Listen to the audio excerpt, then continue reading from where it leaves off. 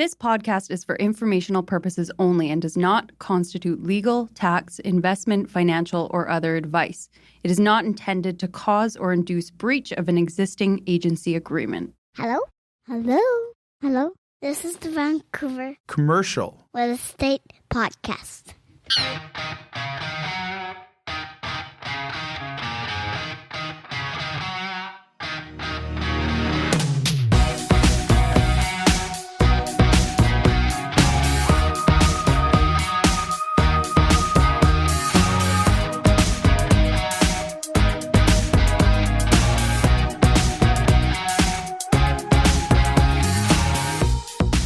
And welcome back to the Vancouver Commercial Real Estate Podcast. I'm Cory Wright. And I'm your other host, Melisa Moretti. And my favorite co-host, Melisa. Good to see you. Happy New Year. Happy New Year. I know. We were talking about this in the office this morning, so let's date stamp this. Today is what? January 13th. Ooh, it's Friday the 13th. Ooh. Spooky. Ooh. You're wearing all black. This is blue. Oh. Maybe we'll get home and change now. I'm not very color coordinated here. We were talking earlier in the office, say like at what point can you stop saying Happy New Year? So the consensus is kind of like January 7th. You have to cut it off. Oh, really? Other one was like January 15th. Okay. I feel like if you haven't talked to somebody in the first 2 weeks of January, you can say it, right? Yeah. I haven't talked to you. I'm like, hey, Happy New Year. You're right, you haven't, because I saw you last week after I went over and said hi to you as I was leaving the studio. You gave me a look of death, like, do I know you? Why are you saying hi? Don't talk to me. I walked past, don't talk to you. You're busy. So I get that. So this officially is the first interaction we've had. Last week, I thought we had an interaction. You definitely didn't. So this is our first interaction of this week. So it's okay to say Happy New Year then. Happy New Year. Okay, there you go. Happy New Year. Happy New Year. Melisa, before we get into this one question a lot of people had, and we had Al on the show last week, and he kind of talked about it a little bit, and I'm going to default to you on the residential side. I was talking to a residential agent this week, and he mentioned to me about a listing he had that was like 60 plus days on the market. Mm-hmm. So this would bring us back into when it was bring us back to like November-ish of last year, maybe late October. And no activity on it. Had an open house last week and got multiple offers on it after the open house. Right. And price hadn't changed, he said. Nothing to that effect. I talked to another agent that had a house on the market for like 46 days or 47 days, he said. And nothing that changed. And he got an offer after one showing first week of January. I think it's everybody's New Year's resolution to buy real estate. Now, we're really feeling an uptick. Now, one thing Al mentioned on the commercial side of it, on the mortgage side, is a lot of people last year, sort of, I guess, late September, early October, and maybe it's just frustration with the rates, kind of threw the towel in and said, let's pick up in January.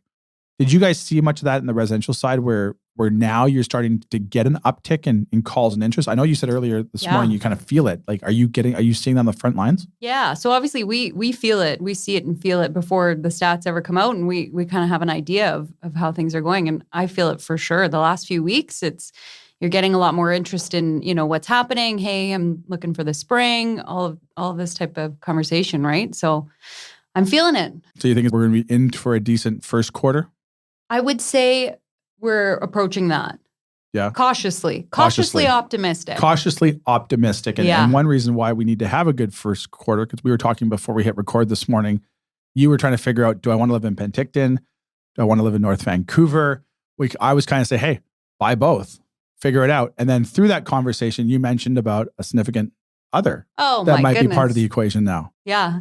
Cory's just announced my relationship on air here. Thank you for that. Yeah, my pleasure. So we have a relationship there now. Okay. And then because of that, we can now use that income to help get into that place in North Vancouver. We're getting a little bit ahead of ourselves. Cory's just fast-tracked my relationship about a year. Well, we talk about investment opportunities. Yeah. And we all agree the residential market's probably going to go up. Now's a better time to buy than 6 months from now. That income is going to be very, very important as part of that decision-making. I am just trying to help you.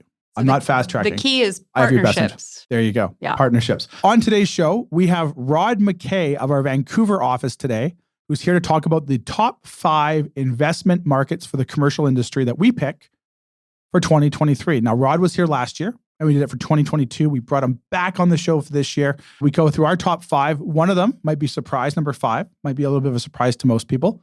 But we talk about our top 5 markets this year. I'm really confident in our decisions. We talk about our criteria on show. Rod does a great job.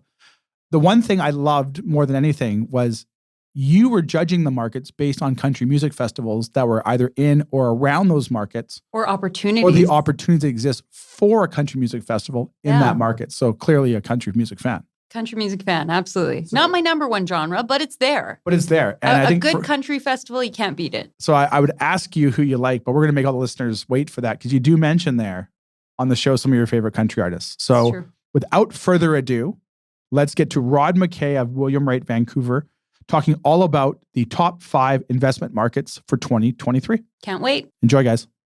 This week's episode is brought to you by our great friends at Impact Commercial Group. Really enjoy working with Impact Commercial. And we should say Al and his team can basically do anything when it comes to lending. Anything when it comes under the commercial umbrella. You're building a building in development, we got you covered. You're buying land, we'll make that happen for you. You're investing in a property or multifamily building, check. Owner-occupiers looking to acquire their own space, double check. Anything commercial financing you need, Impact Commercial is your go-to. ImpactCommercial.ca. And we should say, over 50 years of combined experience. So trust these guys. They're the right fit. Best in the business, in my opinion.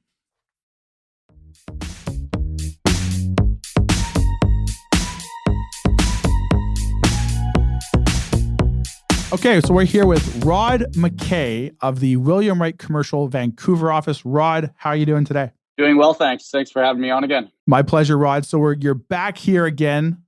We're doing our top 5 investment markets for our second year in a row. You were here last year when we did it. But before we get to that, Rod, can you tell our listeners maybe more about yourself?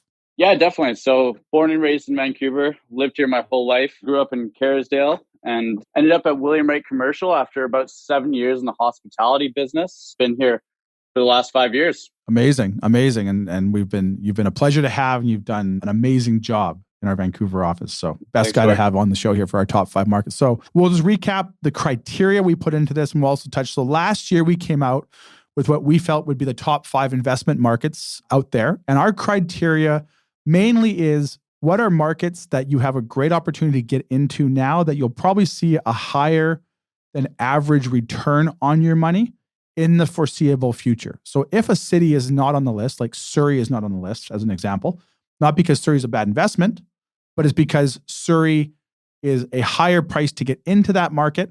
You might get a lower cap rate, and you probably have higher lease rates already there. So you don't really have that potential to kind of get that bump in the market just yet that we have on our list here, if that makes sense for all of our listeners. So Rod, we're going to kick off number 5. And so number 5 is going to be, it's not what people are going to expect. I know Melissa's seen the list here right now. I think she's excited for 5. It's an interesting one. So it's 2023. People want to know where to park their money. So we've got the top 5 list. Starting at number 5, bit of a wild card here. We're going with Calgary. Calgary, out of province. We're going out of province for number 5. So Calgary's an interesting one. So if you look at the first quarter of 2022, they had a couple of massive office transactions. I think they had 2 totaling about $1.7 billion. And then as you fast forward kind of into the third and fourth quarter of 2022, you saw a lot of markets kind of, investors were retracting a little bit. Interest rates were rising. So people were just kind of waiting to see. In Calgary, it looked like it remained steady, and there was still a lot of growth relative to these other markets that we're looking at. Well, I think a lot of people, they picture Calgary, they picture the oil and gas market, they picture the tumble that had around a decade ago. People, I think, need to remember, oil and gas is used in various products like plastic, not just to fill our cars. So I think there'll always be an oil and gas market. I think Calgary learned from sort of being so heavily invested in one industry. They also have a different land to deal with than we have over here. But I think when you look at the cost of living, you look at Calgary, they've done a really good job backfilling a lot of these offices, or trying to backfill a lot of these offices with the tech industry, which has been really good. If you look at the office vacancy as a whole, you're probably, I'm going to guess, probably around 25 to 30%. But there's a conversion program right now with the city where they're looking to turn some of those spaces into residential. Even was told hotels, but I can't confirm that. So that will hopefully absorb some of that inventory.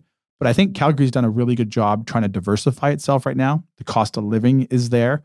I think there's a great opportunity in the downtown core. And I think when you look at the particular vacancy rate of different asset classes in the office market, the Class A office market I believe one report I read was around a 7 or 8% vacancy rate, which is considered a healthy, balanced market. But what happened is years ago when they did have the drought in the office industry, a lot of people who were in the B-class offices could move into the A-class offices for the same price. So that asset class got absorbed quite a bit by sort of that B-class office market. The C-class office market, I don't think moved around as much because the C-class office market is usually more financially driven with what their costs are versus their location.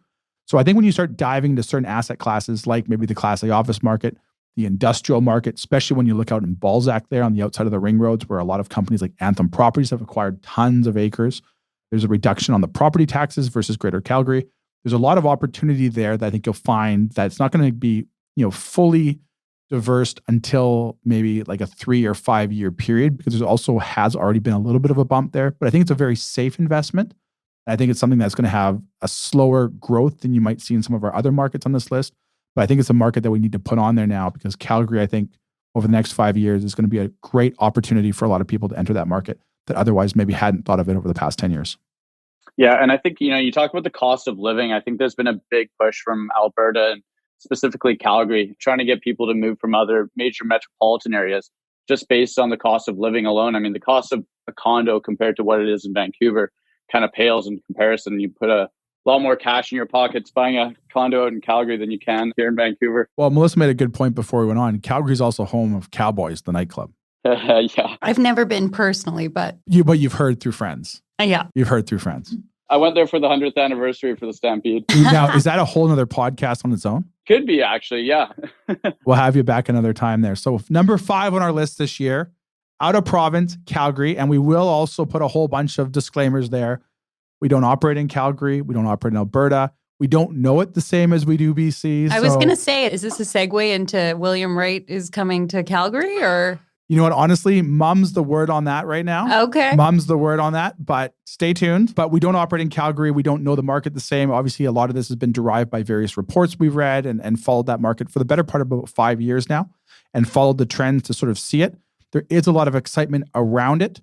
That's why we wanted to put Calgary as number 5, just to put it on people's radar. Cory just wants to go to the Stampede. He's hoping Nickelback is headlining. Oh, geez. I would walk to Calgary if Nickelback was playing the Stampede. I would walk to Calgary there. You'll be there by July. I'll be there by July. Yeah. All right, Rod. So number 5 is Calgary. Number 4 on our list for 2023 is? Yeah, so this is new to the list this year as well. So we're going to the Fraser Valley, to Abbotsford. Abbotsford. And why Abbotsford? Beautiful Abbotsford. Beautiful Abbotsford. Lots going on there. Well, when I look at Abbotsford, I mean, there's lots of asset classes, but what I'm really looking at is the industrial market. And major news that kind of came out toward the end of last year was a new 140-acre industrial development that just got approved in Abbotsford. So it's being put on by Quadreal and Huggerford Properties, and it's going to bring, I think, over 9.4 million square feet of industrial real estate. So there's obviously been a huge pinch in the industrial market all across the Lower Mainland.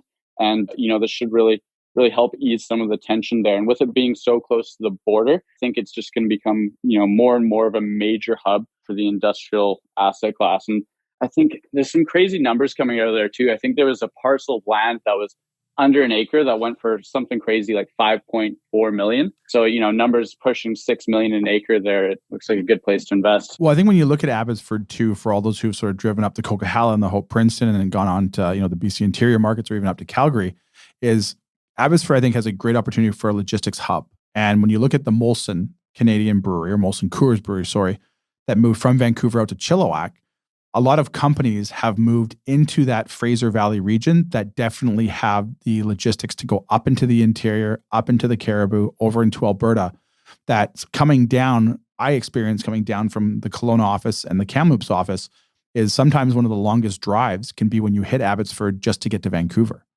So having a logistics market or an industrial market located in that Abbotsford area for companies that go up the interior and into Calgary is a great one. As you touched, you're right there at the border. You also have the airport. So you've got a lot of these things, great things there. Other things that I think work really well in Abbotsford, you've got the university out there, which is growing rapidly. You've got multifamily asset class because a lot of these people need housing. As that continues to grow, you're seeing a lot healthier in the development industry out there. They had the great mayor last year that led them to the floods, who unfortunately didn't run again. But I think there's a lot of things pointing in that Fraser Valley region. And when I say Fraser Valley, I'm talking Abbotsford, sort of Chilliwack area. There's been a lot of attention on Surrey Langley, which has been great. And they're obviously working hard there with their SkyTrain line coming in. But I think Abbotsford and into Chilliwack, I think there's a tremendous opportunity in the industrial asset class and also into the multifamily, because all these people need places to go. They all need housing. During the pandemic there, when we saw record low interest rates, we almost saw regional pricing, it felt like, on the cap rates, where you'd see cap rates in Vancouver of like 2.8 to 3. Then you see cap rates in Chilliwack like 3.5, where traditionally there was a bigger gap there in those numbers. So I think we almost ran into like regional pricing. I do think that's going to subside and come off. I don't know if we'll get back to that type of thing, because that was just sort of a market that was sort of had a perfect storm with cheap interest rates, cryptocurrency, people's housing going up and everything. That I think it's really, really good opportunities for those in the Lower Mainland who want to sort of buy where they know, buy where they can drive and touch their assets. I definitely think that the Abbotsford market there is a great one that should be strongly considered. Absolutely. It's got a high population too. I think they're approaching 150,000. And like you said, it's just so accessible. I mean, you've got the border right there. You've got Langley, Chilliwack kind of on either side. And then, heading east is pretty easy from there. So definitely a great hub that a lot of people are going to be looking at in 2023. And actually, one more thing, I guess, too, we were just talking about the Stampede. I mean, if you're talking about an area where there might be a rodeo. I was going to say, there's got to be some country music festival in Abbotsford. Well, if there's not. I think there is. If there's not, that sounds like an opportunity. That's an opportunity. It does. We're talking Abbotsford. Melissa was nodding her head, giving me a thumbs up. How's the housing out there? Because obviously, that has a direct impact on commercial legs, the housing market. And obviously, that took a big run up.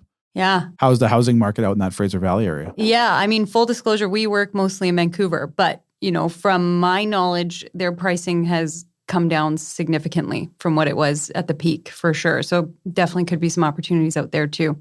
So number 4 on the list, Abbotsford, future home of the Country Music Festival. Rod, so we've got Calgary number 5. We've got our Lower Mainland, Abbotsford, Fraser Valley market is number 4. What do we have teed up for number 3? Number 3, we've got a market where William Wright's actually bringing one of its newest offices, going to Kamloops. Kamloops, home of the Kamloops Blazers and the Memorial Cup 2023. Kamloops Blazers. I think William Wright's got some ads in the stadium. I've seen some photos floating around. Looks like. Yeah, we're very fortunate. We've been in-arena advertisers with the Kamloops Blazers organization up there, and we've had a lot of positive feedback. So number 3 on the list is Kamloops. Tell us about Kamloops. Yeah, we're investing there because it's tied with Nanaimo as the 3rd fastest growing city in Canada. Like I said, William Wright just opened up a new office there. So, Cory, I know you've been doing a lot of traveling back and forth from here to Kamloops and various other markets throughout the province. But since we're opening up an office there, you've obviously done a lot of homework. So why are we investing there in 2023? Well, I think if you look at Kamloops as a whole, and those who have been to Kamloops over the years, you see a lot more cranes and construction going on now than you did before. Kamloops traditionally was sort of like a logistics area where it was a very blue collar type industry, and it still is. One of their claims to fame, I think, is the tournament capital of Canada or the world, maybe, where they have more tournaments from hockey to baseball and all that stuff, which is great for the tourism market. But now you're starting to see a lot of development. If you go in that downtown core, you're seeing multifamily buildings being built. You're seeing strata condos being built. Affordability, I think, was a big thing that's really, really pushed that marketplace, especially during the COVID things. And one thing we hear is a lot of people in the Kelowna area, because Kelowna is getting very expensive, and that also encompasses, Lake Country, Kelowna, West Kelowna, Melissa's favorite market, Penticton, just down the street there, Peachland, Vernon, that people getting priced out in that area are moving over into the Kamloops market area, we're hearing. And I think a lot of the developers that we spoke to, they're having better absorption of product. Prices have obviously gone up. Housing prices have gone up. I think you're seeing a lot more infrastructure coming into that marketplace. And I think here's a great example. Go find me a 15 or 2,500 square foot industrial space in Kamloops. It's next to impossible to find. 0 vacancy. Because the vacancy levels are so low, demand is right up there. So I think you're going to find over the next couple of years, you're going to have a tremendous opportunity in the multifamily asset class because people are moving in and they need places to live. I think you're going to find a tremendous opportunity in the industrial asset class because of the transportation that takes place there and how you can get from there up to Prince George, and sort of everything sort of funnels into Kamloops. That also then, when that hits, more population comes in, people need places to work. The office market, which isn't a very big market in Kamloops, I think Tremont has a great opportunity because I know when we purchased our unit up there at a great, beautiful AAA office downtown called The Hive, the listings that sold and leased were far greater than I expected would be done at a much higher rate than I expected to be done, which I think tells you that that market now exists in Kamloops. So I think that's only going to get better in the years to come.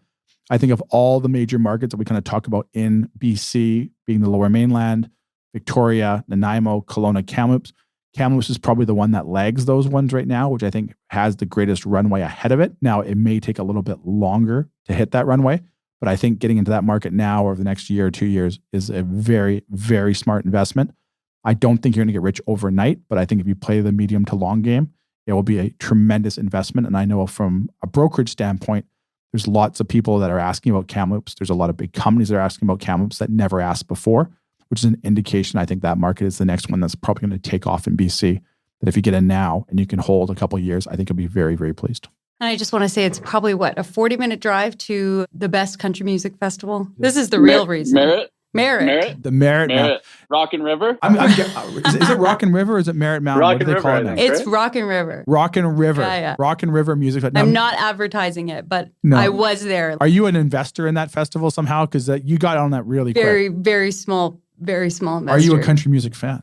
I am. I don't listen to a lot of country, but when Yeah. I listen to country, I love it. Do you have a favorite country artist that you want to say?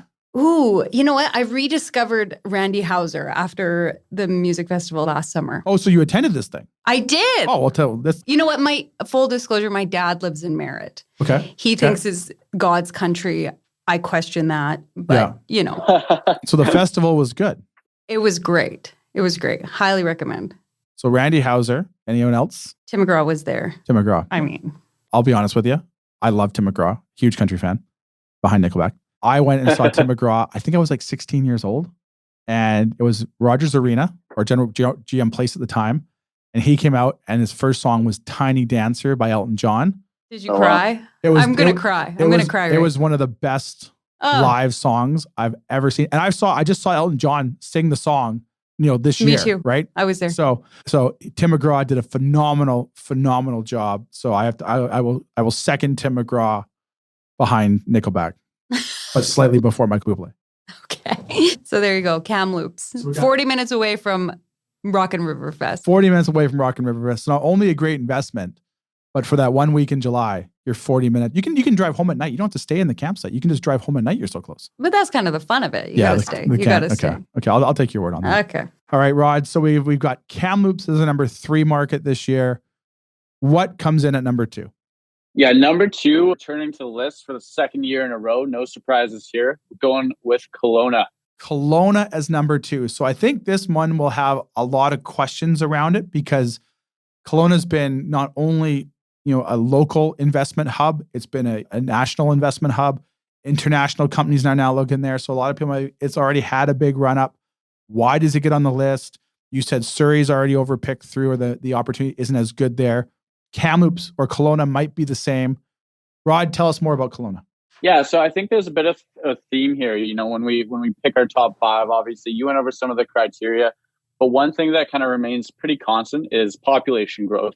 If there's people moving into the city, it means there's money pouring into the city. There's going to be more infrastructure, more investment. Kelowna is officially the fastest growing city in Canada. So when they did the census, this is comparing the census from 2016 to 2021. I think they had about a 14% population growth, which is a few percent more than the next fastest growing city. So lots of people moving in. I think one thing to note too is obviously there was a lot of international immigration that was slowed down due to COVID. So you're seeing a lot of people moving to the city from across the province and even across the country. When you said one of the fastest growing cities, I've never seen Melissa pick up a pen so fast and start making notes about country future festivals. So Kelowna we love. And why we have Kelowna on the list. Yes, Kelowna has had a tremendous run. No questions asked. One thing that you'll find through a common theme that Rod pointed out in all of our top cities that we like are population growth, but also all the cities, with the exception of probably Abbotsford and Calgary, are landlocked. No different than Vancouver. Kelowna's the same way. Kelowna's got restrictions on land then. So there's only so much to go around. So as you have population continuing to come in, There's been huge investments made into that city by the University of British Columbia, which is putting a massive new downtown campus together. You've got tons of industrial investments coming in by large companies, even like Beatty. You've got towers coming in. You have a forward-thinking council that's been in place for the past 8 years.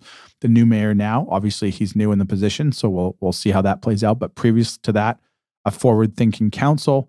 You had a absolute amazing climate in the summertime. For anyone that gets up there, it feels like you're going to a fantasy land up there. But they've got so many pillars of industry now that actually support that town. It's not just supported maybe by tourism like what it was maybe years ago.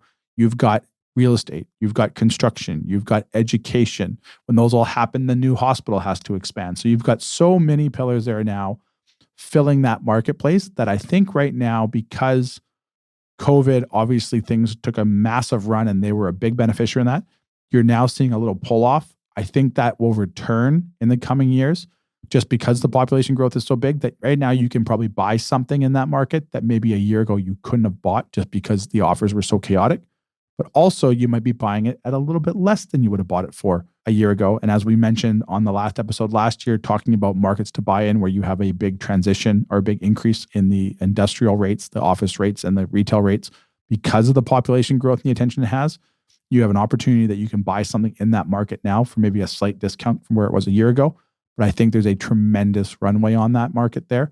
That's why it's number 2, because otherwise you wouldn't have got into that market a year ago and we would have said maybe it was a little overpriced. But now it's the opportunity to get in now because we definitely think that market will return in the coming years in that area, that this creates an opportunity both in the industrial asset class, the retail asset class, the office asset class, and also the multifamily asset class. So we like them all. It's very dependent on where you buy, but we think there's opportunity in all of them there. Yeah, and I mentioned, before we got into Kelowna that one of the themes was population growth. Another theme is that all the cities we've discussed so far on this list, with the exception of Calgary, William Wright has offices in each of those markets. So we've got the Fraser Valley office, Abbotsford. We've got just opened up in Kamloops. And we've obviously got the Kelowna office that's been going for over a couple of years now and has done exceptionally well from what I've seen. So Rod, are you trying to draw conclusions there based on this list now that because there's no office in the Calgary area that the common thread is the other 4 have offices? I'm not insinuating anything, and we haven't seen what's on number 1. So the listeners don't know if we have an office in number 1 market yet either, but I'm just saying. I really thought the theme was country music. Am I missing something here? The takeaway here at the end of the day is William Wright Commercial will most likely have offices in all of the markets at some point. Time will tell. And rodeos to follow. And rodeos and country music festivals will be shortly thereafter. The natural progression. I'm in. All right, Rod. So we'll count it back here. So we had Calgary out of province at number 5. Number 4, we had Abbotsford here in the Lower Mainland, Fraser Valley market. Number 3, we went with the home of the Kamloops Blazers in the Memorial Cup for 2023. Number 2, we went to Kelowna, which is the fastest growing population in all of Canada and home to Melisa's Future Music Festival. Number 1, Rod, on the list this year, which was on our list last year. It was on the Western Investor list this year. Drum roll. Melissa's got the drum roll going.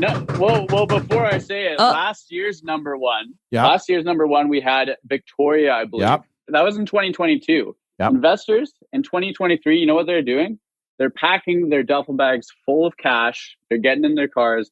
They're driving an hour and a half north to Nanaimo. Nanaimo is our number 1 market this year. And I think, Rod, before I let you get into it, there is so much happening in Nanaimo in a great way that we think that there is so much opportunity in that Central Island market that's yet to be discovered, that getting into the right asset class in that area now is going to be your biggest windfall in the coming years. Yeah, there's been a lot of buzz about Nanaimo. I mean, in our office and just, clients calling, asking about it, it just seems like it's on everybody's radar. And there's a lot of reasons, not a small reason. William Wright opening up a new office there. I believe we just purchased. Is there an office building there, Cory? Yeah, so we have an office building there that we're actually going to be going into the Central Island area just outside of Nanaimo in Parksville. And why we went there is it's about a 15-minute drive outside of Nanaimo, but also gives us the ability to service up island into Campbell River, all those great markets up there that are definitely flourishing as well. So that's why we're going in the Parksville Professional Center, set to open in February. Excellent. Yeah. So William Wright's also moving to Nanaimo. So 4 out of the 5 on the list. Lots of reasons. So huge expansion at Nanaimo's container port. I think there's a 30-acre site, $100 million investment going in there from a company, I believe, out of Dubai. That's a major shipping and logistics company. They're expecting it's going to bring over 1,000 new jobs to Nanaimo. And then you look at the major employers there. People keep talking about a recession. The major employers are in Nanaimo are recession resistant. They've got hospital, medical services, universities, and just a major influx of people coming from across Canada. You're also seeing, the housing crunch in Victoria with the cost of homes out there. It's sending a lot of people north, and a lot of people are bringing their investments into Nanaimo. Well, I think even talking to multifamily owners up there too, that guys that have product both in the Central Island region, which is going to be like, your Cowichan Valley, your Nanaimo, your Parksville, Qualicum area, and your Victoria area, which obviously both of those had a tremendous run on the multifamily side, that they're seeing a higher percentage increase on their rents in the Central Island, Nanaimo area than they are in the Greater Victoria area. So I think that sort of the trend is speaking. That's what's happening. I mean, the other thing too that has been in the works for a while, which I now think is coming to fruition, and they talked about a fast ferry that would get you from downtown Nanaimo to downtown Vancouver, I think in 50 minutes, 55 minutes. I think it was 45, yeah. 45 minutes, something 45 like that. minutes. So like I drive from Coquitlam to Vancouver every day, and that takes me an hour to hour and a half. You could get from Nanaimo to Vancouver in a faster. Melissa's giving me a look like, what am I doing? Why do you live there? So I think that's going to open up a whole thing. I think the affordability of Nanaimo, and I think also right now too is, Council and Mayor Croak, who we had on the show in recent years, they have a new OCP that's coming out or has been recently adopted. The downtown commercial street is finally starting to come into fruition now. I know our some of our team has a great project there called One Commercial, which is the old A&B Sound building right downtown Nanaimo there. That's finally getting redone by Steiner Properties, and we're thrilled to be part of that project. There's a lot of stuff that's been in the talk for years and now is coming to fruition. So all of this combined, especially with all of the big multifamily purchases that happened, the companies that are investing over there now, I think this is your time to get in. I think this is your greatest opportunity to make money in the foreseeable future because you're getting into a market that's having lower vacancy rates. Now in most asset classes, you're getting into a market that has a great population growth, a forward-thinking council. You have a lot of people from the mainland now on the investment side that are now considering Nanaimo that once didn't. And you have a lot of developers now that are considering Nanaimo that once they didn't. So all of that coupled there, I think if you can get into the right asset class at the right price, I think you have nothing but a tremendous upside in that marketplace. I know as a company, we are making huge investments into that market. That's how much we believe in it. We have clients making huge investments in that market. That's how much they believe in it. I think Nanaimo is your best bet to put money into in 2023 at the right price though. You have to know when you go into these smaller towns, things don't lease as fast. 1 or 2 blocks off could be a huge difference in what's happening. So I think you have to, A, have a professional that knows what they're doing to help you do it. B, I think you got to buy smart. And if you can make those 2 things happen, I think you have a tremendous investment for the foreseeable future. Yeah, so we talked about themes. We already touched on the fact that William Wright has an office there. In terms of population growth, 3rd fastest growing city in Canada. So that's great there. The other theme, though, so I was actually in December. I drove down to Tofino with my girlfriend Carol, and on the way back, we wanted to see the goats on the roof in Coombs. In Coombs, I guess they were all put away. I'm not sure where they were. We didn't see any goats on the roof. But now that I'm thinking about it, that little town there in Coombs, it's got to be an amazing place for a country music festival. Yeah, I was going to ask, what do we know about the appetite for country music? Well, I'm going to default to you on this one. Is there not a country music festival in the Cowichan Valley area? Oh, yeah. Oh. Sun something? I think you're right. Sunfest. Sunfest. Is that country music? Sunfest, right? I think it is because when I was driving, yeah. I was driving probably in August. I think it was. I was going from Nanaimo down to Victoria to meet the team down there, and I passed, and they had. I think it was called Sunfest or Sun something. Sunfest. Yeah, and Sunfest, May 4th to May 7th. Yeah, there you go. There you go. So let's book our tickets. Dallas Book our Smith on tickets. there, and they had like all that stuff. So yeah, it seems like a great festival. Have you been to that one, Melissa? I haven't, but I think we Not should yet. buy our tickets right now. Number 1 on the list. This sounds like Why wouldn't we? This sounds like research you need to do. Absolutely. Blake Shelton this year. Blake Shelton this year. We're going. Oh, yeah. Blake Shelton Yeah, this year. We're headliner. going. You want to know a fun fact? Yeah. When I was in Disneyland at Christmas time, I was in the Chiro lineup.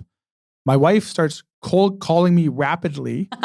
I'm thinking one of our kids is hanging off Dumbo by his shoestring. No, She's calling me rapidly because Gwen Stefani just walked by her, and she's texting me photos and video of Gwen Stefani walking by. No way. Yes. Maybe she'll be at Sunfest. Maybe she will be at Sunfest She probably will be. to see Blake. They're still together, There right? you go.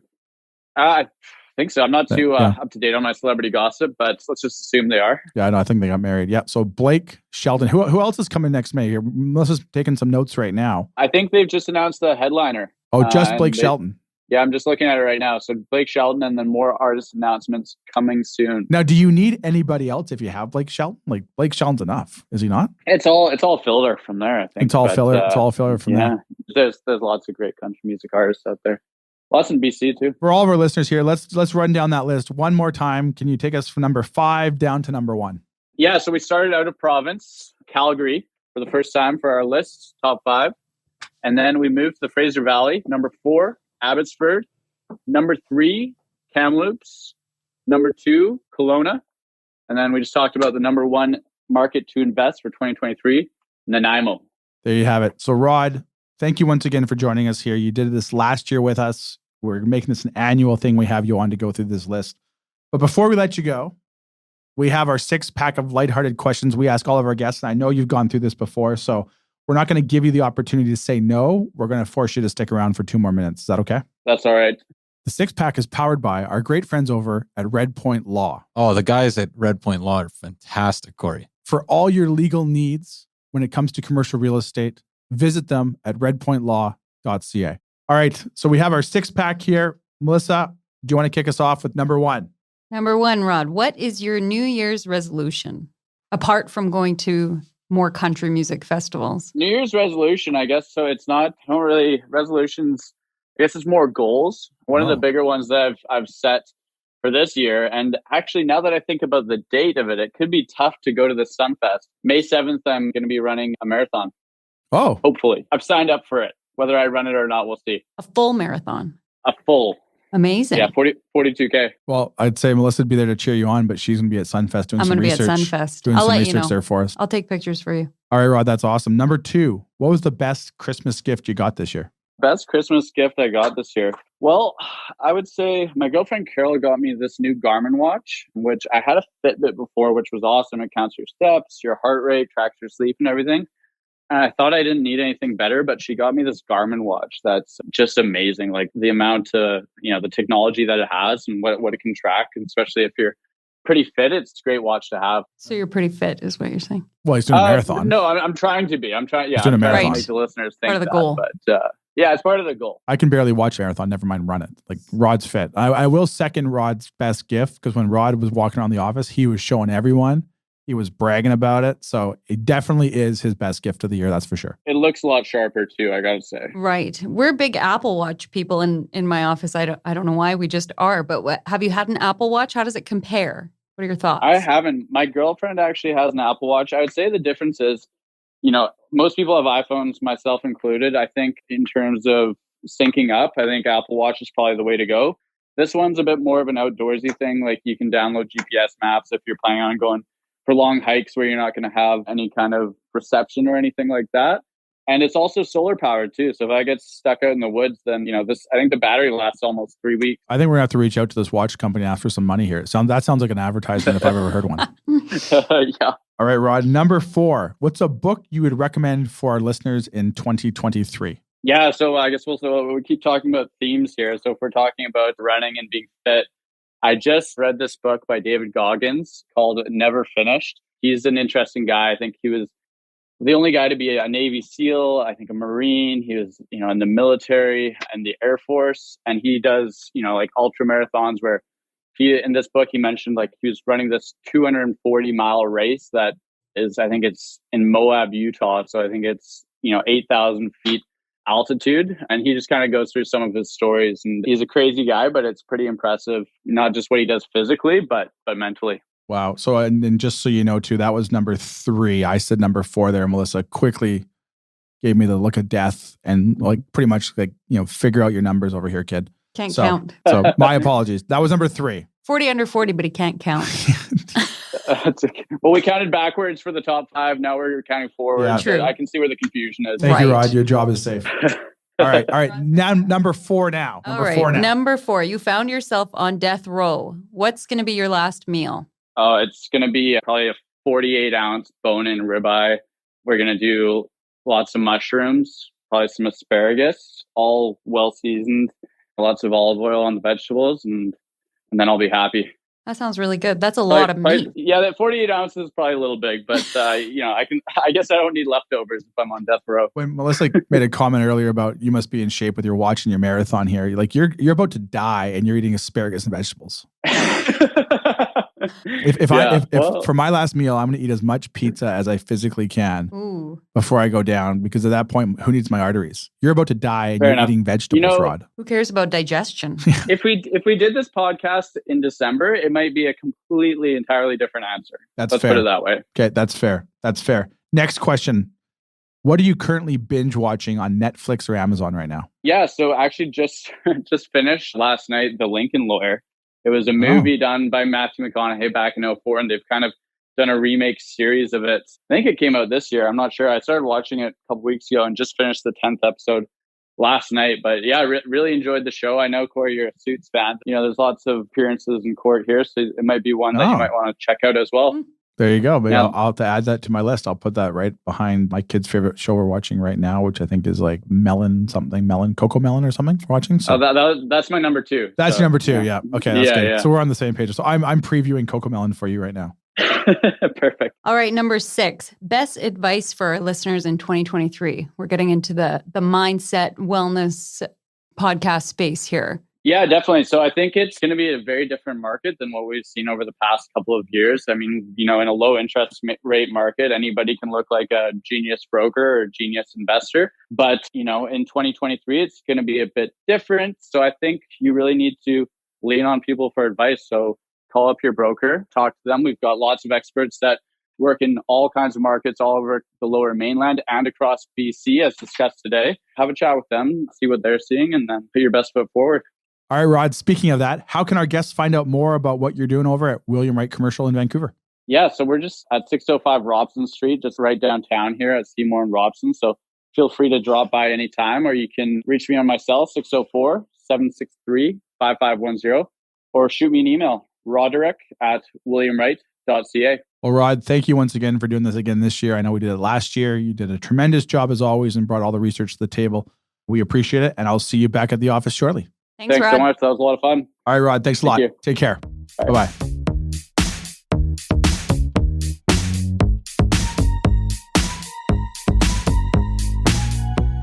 There you have it, folks. Our interview today with Rod MacKay from William Wright Commercial Vancouver, top 5 markets. I have to support his choices, their brokerage choices.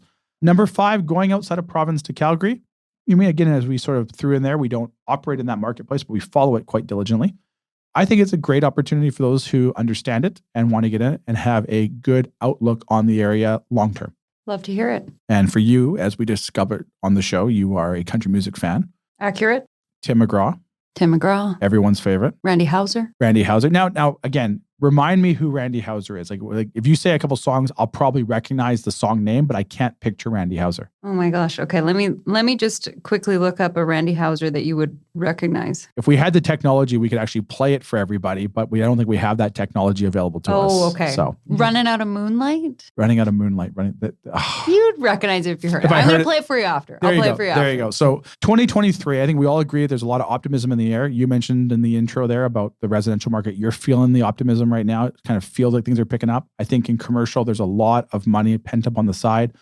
Rod goes through our brokerage's top 5 markets we pick. And again, just to recap the criteria, these are markets that you think you can get into now that you will probably have a little bit faster of a return than maybe buying into a Surrey or a Langley as an example, which is still a great market.